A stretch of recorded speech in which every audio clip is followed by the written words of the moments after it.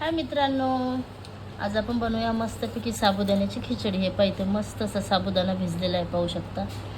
त्याला सकाळी भिजत घातले होते. इथे मस्त उकडलेले बटाटे घेतलेले आहेत आणि इथं भाजलेले शेंगदाणे. त्याचा आपल्याला कूट करून घ्यायचा आहे शेंगदाण्याचा. मस्त अशी मौसूद साबुदाण्याची खिचडी बनवायची. कढईमध्ये आपल्याला थोडंसं तेल टाकून घेऊया. याच्यामध्ये मित्रांनो आता आपण तेल टाकून घेऊया. तुम्हाला तूप हवं तर तुम्ही तूप टाका, तेल टाकायचं तर तेल टाकून घ्या. याच्यामध्ये आपण आता मिरची टाकून घेऊया. मिरचीमध्ये मीठ टाकून वाटलेलं आहे मित्रांनो. याच्यामध्येच आपल्याला आता कटिंग केलेले बटाटे टाकून घ्यायचे.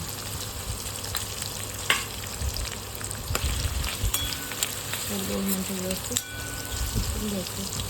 तुम्हाला उकडलेले बटाटे आवडत असते तर उकडलेले बटाटे टाका. आता आपले कच्चे कटिंग करून ते पण वाफेवर शिजायला छान लागतं. तुमच्या घरामध्ये माझ्या मुलाला खूप म्हणजे साबुदाण्याची खिचडी आवडते. तर आज बनवत होते तर बोलले चला तुमच्याशी शेअर करूया. मस्त त्याचं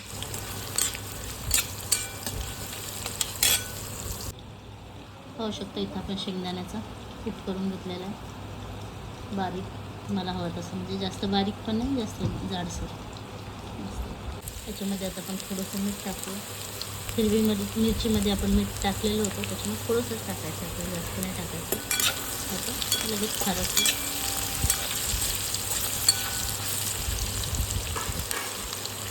ते हा साबुदाणा भिजलेला सगळं आपल्याला व्यवस्थित मोकळा करून घेऊया आपण. पाहू शकतो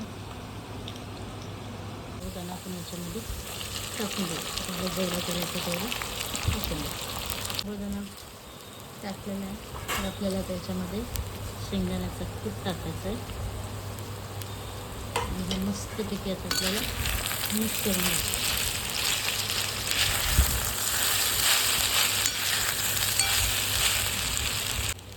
पाहू शकतो आता मिक्स झालेलं. 5 मिनिट आपल्याला खिचडी व्यवस्थित होऊ द्यायची, नाहीतर पांढरी खिचडी सगळी कच्ची आहे. त्याच्यावर आपण आता 5 मिनिटं झाकण ठेवून देऊ. अशी चटणी तयार. पाहू शकता आपली खिचडी मस्तपैकी तयार झालेली.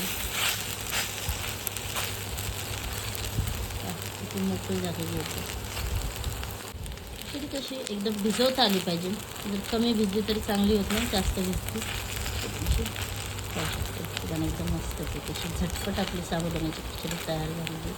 तुम्हाला मी वाटलं की थोडीशी प्लेटमध्ये काढून दाखवते. पाहू शकता साध्या सिंपल पद्धतीने आपली साबुदाण्याची खिचडी अशी मस्त मौसूद झालेली आहे.